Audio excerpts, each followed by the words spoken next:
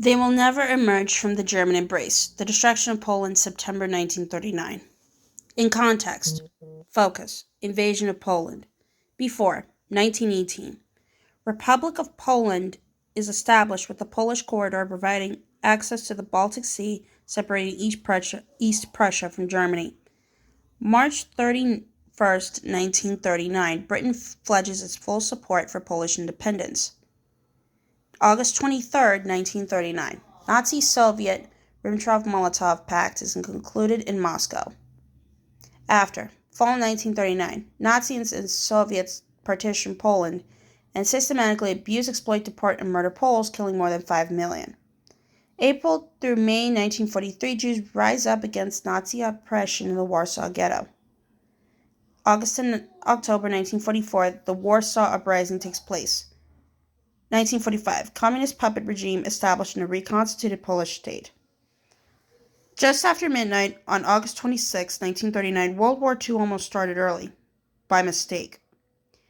Germany had long been preparing to invade Poland, and Fall Weiss called for small groups of Abwehr, German Army Intel commandos, to infiltrate the border and seize key strategic points. Hitler had set the invasion date for August 26, but called off the attack just hours beforehand when he learned that Mussolini's support was wavering. One Abwehr unit, however, was not informed, and at 12:30 a.m., Lieutenant Herzner and his men crossed the border, seized a railroad station, and got into a firefight with Polish defenders. By the time his superiors contacted Herzner to order him to withdraw, one man on either side had been killed. Returning to German territory, Herzner put in a claim for overnight expenses on the basis that it was technically still peacetime. After this false start, which should have given the Poles ample warning of what was about to happen, Hitler received assurances from Mussolini and reset the launch date for the invasion of Poland to September the 1st. The Nazis needed a casus belli, and so they thought up Operation Himmler, a ludicrous but cynical propaganda ploy. This involved the Gestapo in bringing a prisoner from a German concentration camp to a radio station near the Polish-German border, just outside Gleiwitz,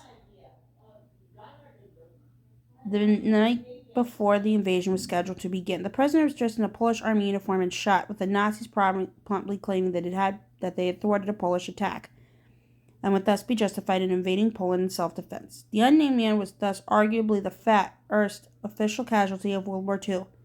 There would be more than 50 million other deaths in the years that followed. The victor will not be asked whether he told the truth. Adolf Hitler. A quick land grab. At the border, German forces massed to unleash a devastating campaign that would demonstrate to its befuddled enemies that, while they had been preparing to refight the previous war, Hitler and his generals were ready to fight a more modern kind of war. His personal experience of World War I informed Hitler's support for the principles of modern warfare embraced by the German military under his personal leadership. In particular, these emphasized the importance of tactical surprise and mobile armor. More broadly, Hitler had absorbed another hard-won lesson of World War I. Germany would do well not to go to war on both its eastern and western fronts at the same time. Although he had secured a non-aggression pact with the Soviets, a colossal betrayal of both parties purported core ideological principles. Hitler knew that he was taking a gamble by invading Poland while France and Britain were supposedly mobilizing on his western front. But he trusted that the Wehrmacht's new doctrine of blitzkrieg, lightning war, would deliver such a rapid victory that the French and British would simply capitulate, as they had done so many times in the previous 4 years of appeasement. Hitler would have achieved this strategic aim of grabbing large portions of Poland and reuniting Germany with East Prussia. And the Nazis would also have acquired vast new realms, what they would call Lebensraum, living space, across which to pursue their fantasies of racial superiority and Aryan destiny.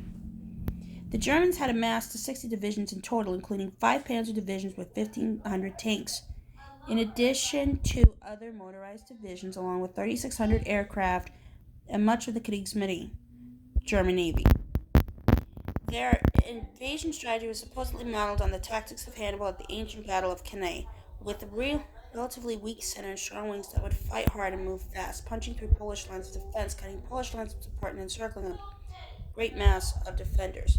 Army Group North, under Colonel General Fedor von Bock, leading 630,000 men, was tasked with driving through the so-called Polish Corridor, the strip of land separating Germany from East Prussia, to link up with the German Third Army in East Prussia before turning south to fall on Warsaw. Army Group South, under Colonel General Gerd von Rundstedt, leading 886,000 men, would strike east all the way up to Lviv, and also link up with Bach's forces to take Warsaw. The Polish army will never emerge from the German embrace. Hermann Göring, Commander-in-Chief of the German Luftwaffe. Warsaw will be defended to the last breath. Wacław Lipinski, German Lieutenant Colonel in the Polish army. A bleak choice. Opposing this immense force, the Poles faced a number of challenges. Despite having nearly 1 million men under arms, they were outnumbered and on almost every front were outclassed. They had only light and medium tanks and only 300 of them. Their navy comprised only 4 modern destroyers and 5 submarines, and of their 400 combat-ready aircraft, only 36 were modern models capable of matching the Luftwaffe. German Air Force. The Poles had begun to mobilize their reservists, but too late. The Polish Commander-in-Chief, Marshal Edward Śmigły-Rydz, faced a bleak choice between overextending his forces in an attempt to cover the entire front or withdrawing behind natural barriers. The latter would mean abandoning key territory, cities, and citizens, so he bravely chose the former. But in so doing, he doomed his army, trapping the Poles. At dawn on September 1st, Hitler unleashed his blitzkrieg in Poland. Light and heavy bombers hit Polish airfields, destroying most of the Polish Air Force and securing air superiority. Stuka dive bombers with special screaming sirens helped drive large numbers of civilians onto the roads, even as railroads, roads, and other strategic targets were hit. The Polish corridor was cut off within days, and by September 6th, the two German army groups linked up at Lodz in the center of Poland, cutting the country in two and trapping most of the Polish army against the western frontier. Panzer divisions herded the Polish forces into isolated pockets and shelled and bombed them into submission. By September 8th, German tanks had reached the outskirts of Warsaw, and 2 days later, all remaining Polish forces were ordered to fall back to the east and await relief from a major Franco-British offensive on Germany's western front, an offensive that never came. A popular myth about the Poles spread by German and Italian propaganda was that Polish cavalry engaged in futile charges with lances and sabers against tanks. While it is true that the Poles had cavalry regiments, these were only used with some success against infantry, but they never charged tanks. Yet there was great truth to the observation that Major General Friedrich von Mellenthin, a German intel chief during the Polish campaign, that, quote, all the dash and bravery which the Poles frequently displayed cannot compensate for the lack of modern arms and serious tactical training. The German war machine was too modern, too efficient, too powerful, and too well managed for the Poles, just as it would later prove too much for the more powerful foes. A policy of terror. Warsaw was surrounded by German forces, and on September 17th, the Soviets invaded from the east. Besieged on all sides and with no hope of relief, Warsaw was hammered continuously for 18 days with shells and bombs, and eventually capitulated on September 27th. In 4 weeks, 8,082 Germans were killed and 27,278 wounded, against Polish losses of 70,000 soldiers and 25,000 civilians killed, and 130,000 soldiers wounded. On October 5th, Hitler entered Warsaw in triumph. The Germans took 693,000 Polish troops prisoner, while the Soviets captured 217,000. Their security forces rounded up a further 100,000 targets and shipped them off to concentration camps, while almost none survived. German and Soviet leaders quickly agreed on partition of the captured territory, and the Soviets began to round up and massacre thousands of Poles. Even worse horrors were being perpetrated in the areas the Germans had captured, because their plan was to cleanse the westernmost parts of Poland of ethnic Slavs, and especially Jews, to clear the way for ethnic German colonization.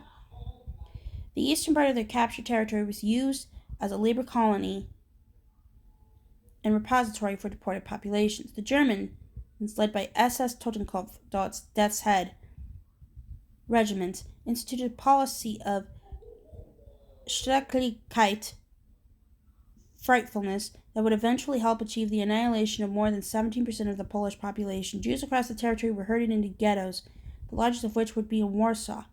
where 500,000 people were concentrated, mainly so that they could later be murdered. Around 95,000 Polish soldiers and airmen managed to escape both the Germans and the Russians, passing to Lithuania, Hungary, and Romania.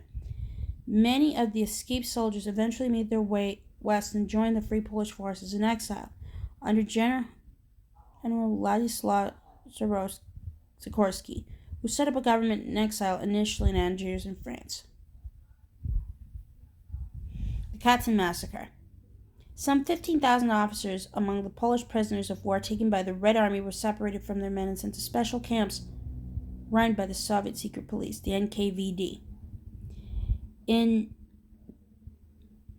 April and early May 1940, more than 4,000 of them were taken to the Katyn forest near Smolensk and shot in the back of the head. The chief executioner of the NKVD, Vasily Blokhin, led the murder squad. Dressed in leather overalls, apron, and gloves to protect his uniform, he used a German-made pistol that would not jam through overheating. Nearly 22,000 Polish soldiers were murdered by the Soviets at Katyn and other sites. But when the Germans announced the discovery of the mass grave at Katyn in 1943, the Soviets claimed that the Nazis were responsible. Even after the war, the Allies colluded in maintaining this fiction, which was not finally exploded until the 1990s.